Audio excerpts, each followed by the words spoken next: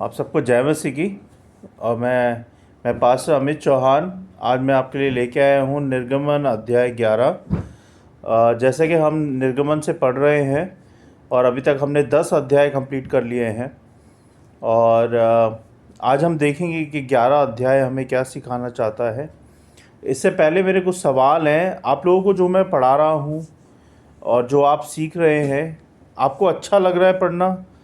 कुछ समस्या है समझने में या फिर कुछ दिक्कतें आ रही है तो आप मुझे बता सकते हैं, है ना।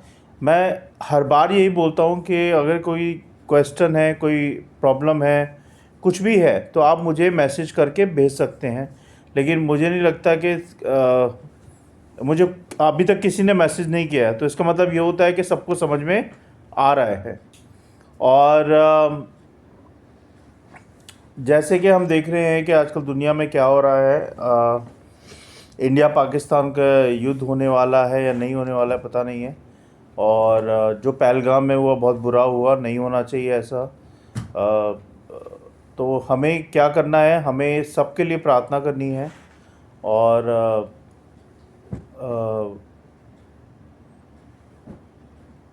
जिनके पहलगाम में जिनके घर में जिनके घर से डेथ हो गई है वहाँ पे, उन सब के लिए प्रार्थना करनी है। जो रिकवरी कर रहे हैं उनके लिए प्रार्थना करनी है।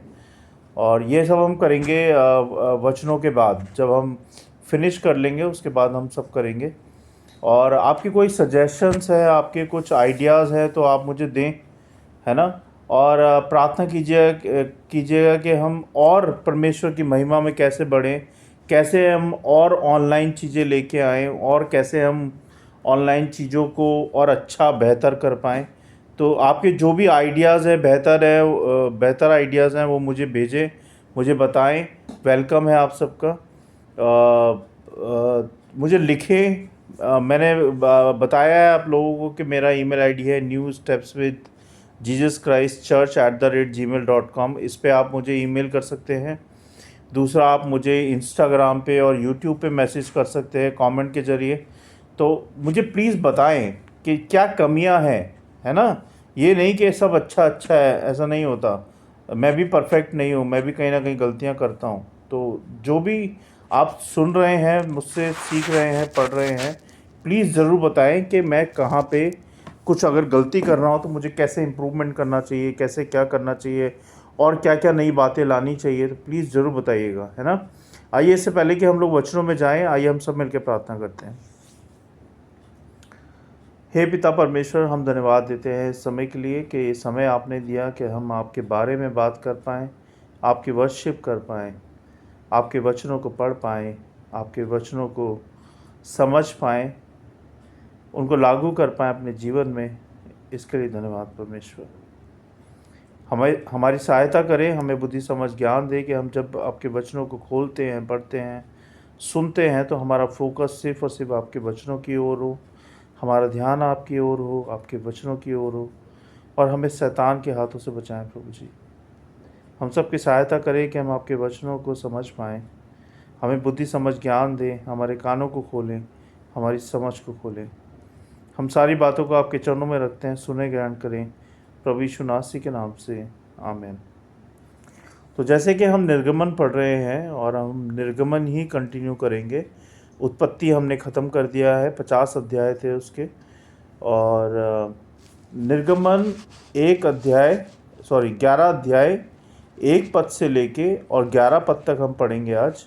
और हम देखेंगे कि आज ये वचन हमें क्या सिखाना चाहता है।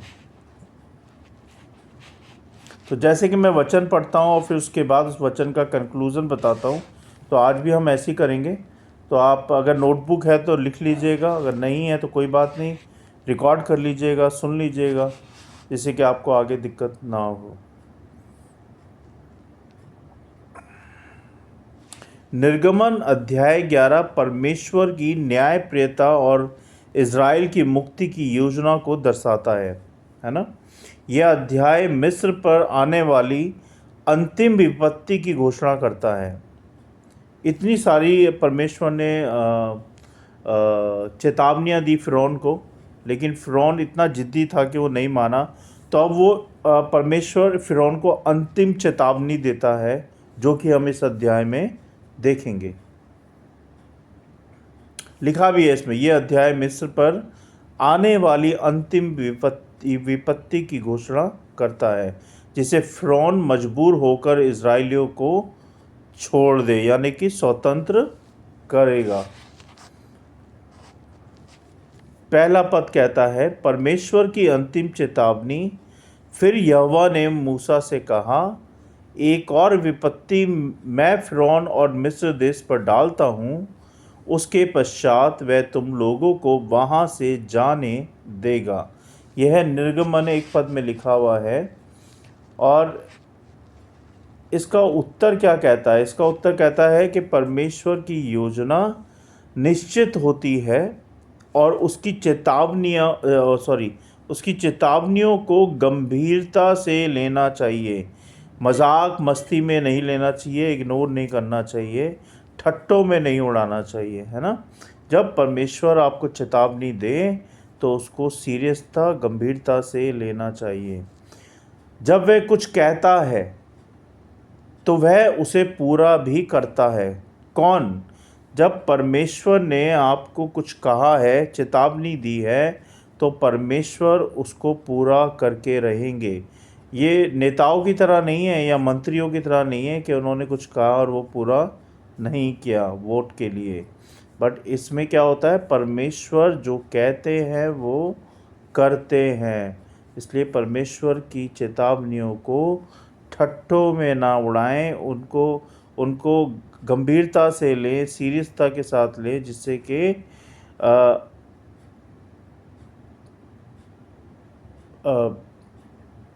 यह हमें सिखाता है कि हमें परमेश्वर की योजनाओं पर भरोसा रखना चाहिए। चाहे परिस्थिति कैसी भी हो, कैसी भी कठिनाई हो, कैसी भी मुसीबत हो, हमें परमेश्वर पर भरोसा रखना है हर परिस्थिति के अंदर।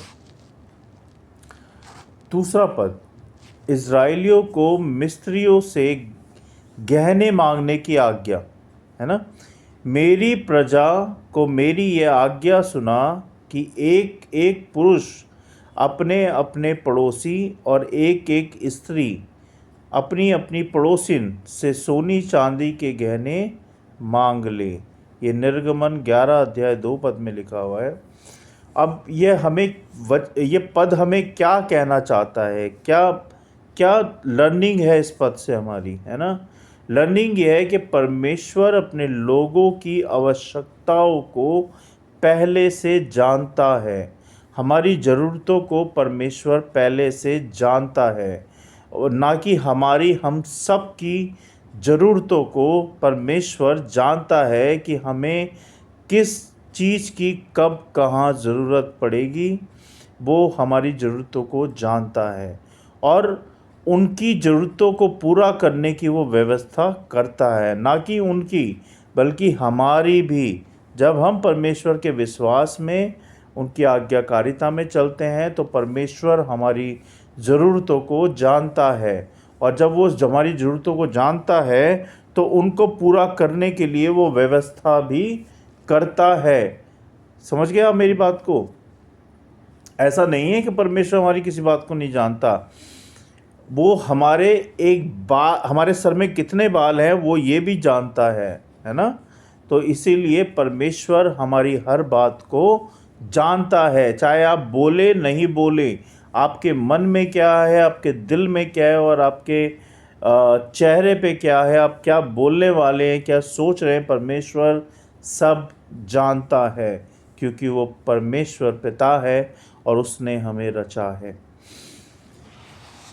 परमेश्वर अपने लोगों की आवश्यकताओं को पहले से जानता है और उसकी ज़रूरतों को पूरा करने की व्यवस्था भी करता है। हमें उसकी योजना पर भरोसा रखना चाहिए और उसकी आज्ञाओं का पालन हमेशा करना चाहिए, क्योंकि वह हमारे भविष्य की तैयारी पहले से ही करता है। जितने भी हमारे विश्वासी हैं, जो विश्वास करते हैं परमेश्वर पिता पे, जो उनकी आज्ञाओं पे चलते हैं, यहाँ परमेश्वर आपके भविष्य की तैयारी भी पहले से करके रखी हुई है कि वो क्या आपके भविष्य में करने वाले हैं, लेकिन आप नहीं जानते, परमेश्वर पिता जानते हैं कि आपका भविष्य कैसा होगा, है ना। तो ध्यानपूर्वक परमेश्वर की बातों को माने और उनकी आज्ञाओं को चले। तीसरा पद, मिस्र में पहला जन्म लेने वालों की मृत्यु की भविष्यवाणी। तब मिस्र में सिंहासन पर विराजने वाले फिरौन से लेकर चली पीसने वाली दासी तक के पैलौठे वरन पशुओं तक के सब पैलौठे मर जाएंगे। निर्गमन 5 पद में लिखा है ये। अब ये इससे हमें क्या लर्निंग मिलेगी इस पद से, वो देखेंगे हम। परमेश्वर न्याय करता है और जो उसके विरुद्ध जाता है उन्हें परिणाम भुगतने पड़ते हैं। अगर आप परमेश्वर के विरुद्ध जाओगे, परमेश्वर की किसी बात को नहीं मानोगे, नकारोगे, तो आपको उसके परिणाम, ना कि आपको, आपके परिवार को, आपके बच्चों को, आपके सबको वो परिणाम भुगतने पड़ेंगे। तो इसीलिए परमेश्वर की योजनाओं को समझे और उसके विरुद्ध कभी ना जाएं। यह हमें सिखाता है कि हमें परमेश्वर की आज्ञाओं का पालन करना चाहिए ताकि हम उसके न्याय से बच सकें, है ना। कैसे बचोगे आप और हम? जब हम उसकी आज्ञाओं का पालन करेंगे तब हम उसके न्याय से बच सकेंगे मतलब। चौथा पद क्या कहता है? इज़राइलियों की सुरक्षा। इज़राइलियों की सुरक्षा पर इज़राइलियों के विरुद्ध क्या मनुष्य, क्या पशु, किसी पर कोई कुत्ता भी नहीं भौंकेगा, जिससे तुम जान लो कि मिस्रियों और इज़राइलियों में मैं यहोवा अंतर करता हूँ। निर्गमन 11 अध्याय 7 पद में लिखा है। अब इससे लर्निंग क्या मिलती है हमें? लर्निंग ये मिलती है, परमेश्वर अपने लोगों की रक्षा करता है और वो हमेशा करता है। मुझे अभी बीच में रिसेंटली मैं आ रहा था रास्ते में और मैं स्कूटी से ऑफिस जाता हूँ और स्कूटी से आता हूँ। मेरी स्कूटी को 7-8 साल हो गए, तो अब थोड़ा ख़राब चलती है, बहुत बार काम करा चुका हूँ उसमें। तो मेरा आगे का चक्का जाम चल रहा है थोड़ा सा। वो क्या है कि कभी कभी मेरा चक्का जाम हो जाता है और ये बात मुझे मैकेनिक ने बताई थी कि तेरा गाड़ी का चक्का जाम हो सकता है, तो इसको ठीक करा ले। तो एक दिन मैं ऑफिस से आ रहा था, ये रिसेंट की बात है, 3-4 दिन की बात है, 5 दिन की बात। 40 या 50 की स्पीड थी। साकेत मेट्रो के बाद ही मैं पहुंचा होऊंगा और मेरे पीछे बस थी स्पीड में और मैं चल रहा था अपनी धुन में। मेरे को नहीं पता था कि मेरा गाड़ी का चक्का शायद जाम हो जाएगा और चलते चलते अचानक मेरा आगे का गाड़ी का चक्का जाम हो गया और गाड़ी वहीं रुक गई। ना तो वो आगे जा रही ना पीछे जा रही, मतलब वो ना स्टार्ट होके जा रही और ना ही वो बंद होके आगे पीछे हो रही, मतलब वहीं पे स्टक हो गई रोड के ऊपर। और पीछे बस स्पीड में थी, उसने इतनी ज़ोर से ब्रेक मारा कि वो बिल्कुल मेरे स्कूटी के पास आके चिपक गया। समझ रहे हो आप? मतलब ज़्यादा दूर नहीं था वो, क्योंकि मेरे पीछे ही था। तो उसने देखा जैसे ही मेरी स्कूटी रुक गई, उसने बहुत ज़ोर से ब्रेक मारा और ब्रेक की बहुत ज़ोर से आवाज़ आई थी। सबकी निगाहें वहीं आ गई कि क्या हुआ अचानक से। और एकदम से भाग के आए लोग बाग और मेरी गाड़ी को 4-5 लोगों ने मेरे साथ उठा के इधर रखवाया साइड में। और मैंने उसको थैंक यू बोला बस वाले को। मैंने कहा भाई आज तूने अगर ब्रेक नहीं मारा होता तो शायद मैं नहीं होता। तो इस तरह से परमेश्वर हमें बचाते हैं। ये परमेश्वर ने बचाया था मुझे उस टाइम पे, है ना। तो हमें परमेश्वर कहाँ कहाँ से निकाल के लाते हैं, किस किस संकट से हमें बचाते हैं, परेशानियों से, एक्सीडेंट से, मुसीबतों से। यू नेवर नो, आपको नहीं पता। परमेश्वर हमारे लिए लड़ते हैं। जैसे मैंने बताया ना, परमेश्वर पहले से ही हमारी ज़रूरतों के लिए व्यवस्था करते हैं, ऐसे ही वो हमें बचाने के लिए पहले से ही व्यवस्था करते हैं। जब हम उनके उनकी वर्शिप करते हैं, उनके वचनों को पढ़ते हैं, उनकी आज्ञाओं पे चलते हैं, तो ऐसा कोई भी है नहीं जो कि आपकी जान ले सके जब तक कि परमेश्वर ना चाहे। तो वहाँ पे मुझे परमेश्वर ने बचाया, बस वाले का ब्रेक लगवाया, है ना। नहीं तो मेरी स्कूटी और मैं पूरे बस के नीचे आ जाते, हमारा चटनी बन गई होती, पता नहीं चलता हम कहाँ हैं।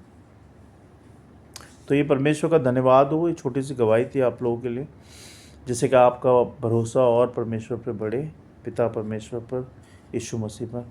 उन्होंने बचाया, उन्होंने सहायता की, और आज मैं आपके सामने जिंदा हूँ। तो इस तरह से परमेश्वर आपको हर वक्त हर जगह बचाते हैं। तो अगर आप उनकी आज्ञाओं पे चलेंगे तो आपका कोई भी बाल बांका नहीं कर सकता, जब तक कि आपकी आयु नहीं है, यानी कि जब तक कि परमेश्वर नहीं चाहते कि आप परमेश्वर में सो जाएं, तब तक आपका कोई भी बाल बांका नहीं कर सकता।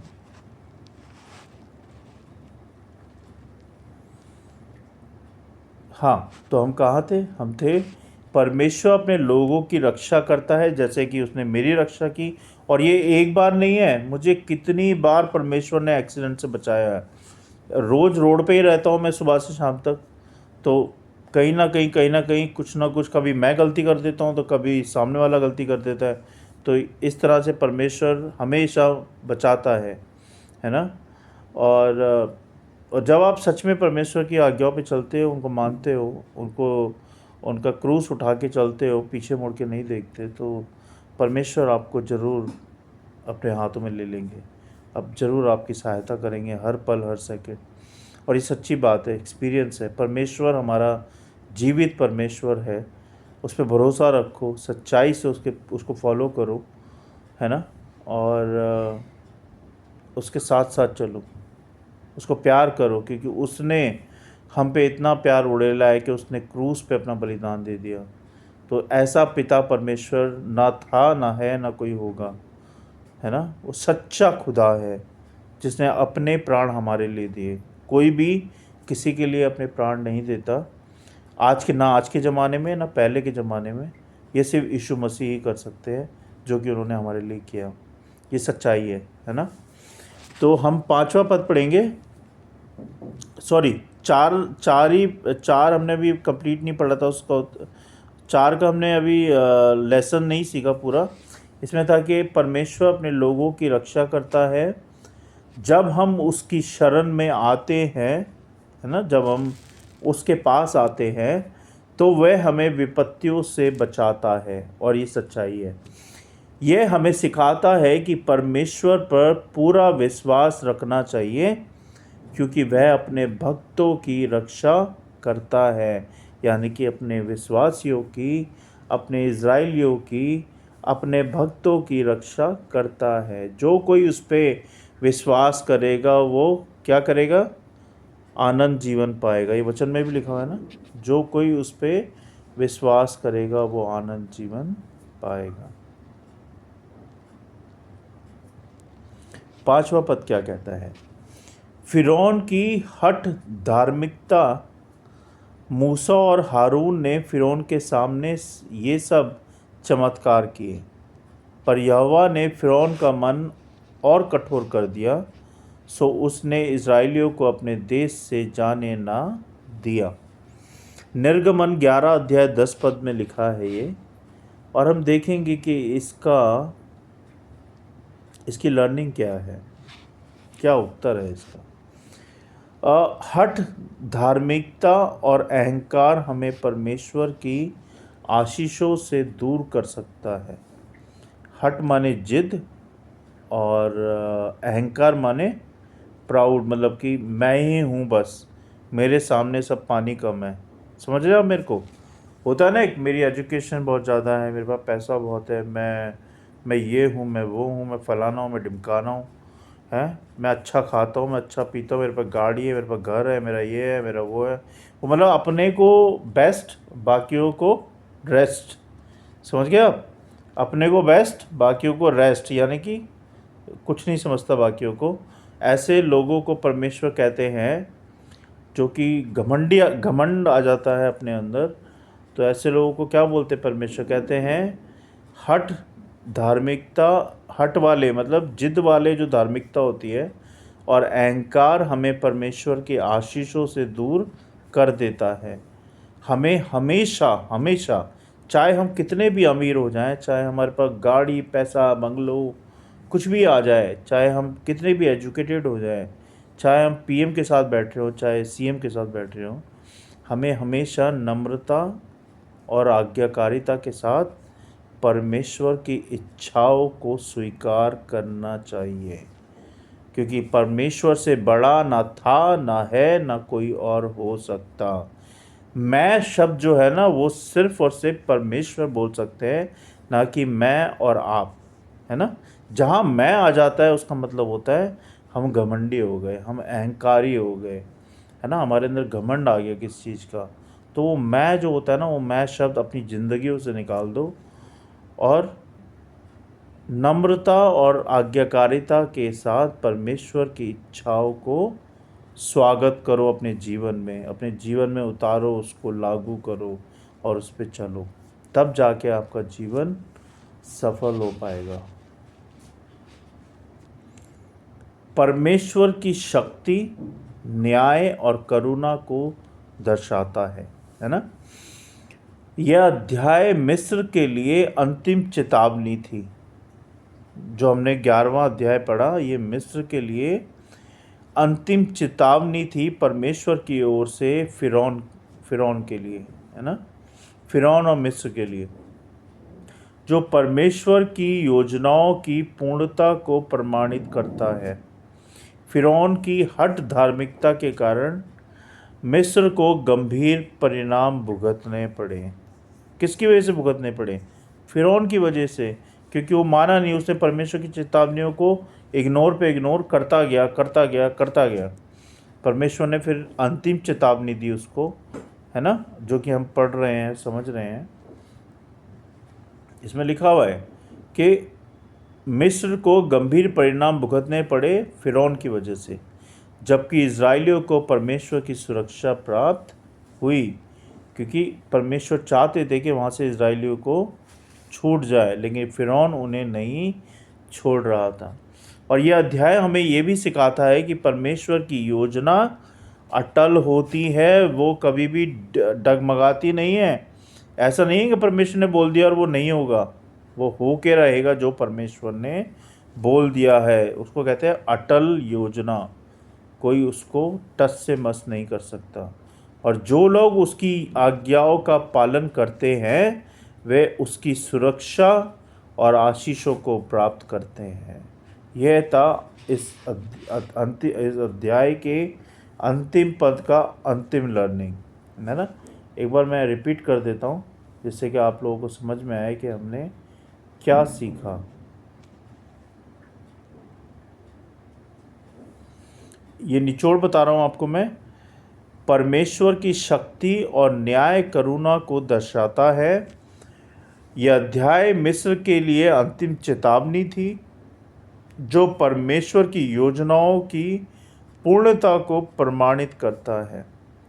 फिरौन की हठ धार्मिकता के कारण मिस्र को गंभीर परिणाम भुगतने पड़े, जबकि इजराइलियों को परमेश्वर की सुरक्षा प्राप्त हुई। यह अध्याय हमें सिखाता है कि परमेश्वर की योजना बिल्कुल अटल है, और जो लोग उसकी आज्ञाओं का पालन करते हैं परमेश्वर उनको सुरक्षा, आशीषें देता है। चाहे वो कोई भी हो, XYZ, मैं हूँ या आप हो या कोई भी हो, जो कोई भी परमेश्वर की आज्ञाओं पे चलता है, उन पे भरोसा करता है, परमेश्वर उन्हें अपनी आशीषें तो देते हैं, उनको सुरक्षित भी रखते हैं। परमेश्वर के वचन को पढ़े जाने और सुने जाने पर आशीष दें। उम्मीद करता हूँ कि आप लोगों ने आज के निर्गमन अध्याय 11 से कुछ ना कुछ तो सीखा होगा, और मैं चाहता हूँ कि आप लोग जो सीख रहे हैं आगे लोगों को सिखाएं, उनको बताएं परमेश्वर के बारे में, क्योंकि बहुत लोग ऐसे हैं हमारे आसपास ही, हमारे गली मोहल्लों में ही, हमारे पड़ोस में ही ऐसे लोग हैं जिनको परमेश्वर पिता यीशु मसीह के बारे में नहीं पता। मैंने तो चुन लिया है कि मैं ऑनलाइन के ज़रिए परमेश्वर की सेवा करूं, जिससे कि परमेश्वर का वचन फैले। ऑनलाइन एक ऐसी चीज़ है कि 1 सेकंड में करोड़ों लोगों के पास हमारा मैसेज पहुंच जाता है।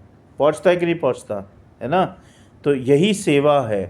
मैंने ये, क्योंकि परमेश्वर ने मुझे दर्शन दिए कि तू ऑनलाइन सेवा कर, ऑनलाइन सेवा कर और आगे मेरे वचन को फैला, और मैं वही कर रहा हूँ। अब मैं आपको ये बताना चाहता हूँ कि आपका क्या काम है। आप अपने पड़ोस में, अपने यार दोस्तों में, अपने रिश्तेदारों में, गली मोहल्लों में परमेश्वर पिता के बारे में बताएं, उनके वचनों के बारे में बताएं।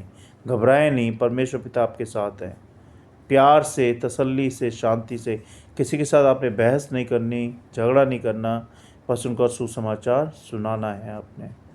बस इतना ही करना है आपने, है ना?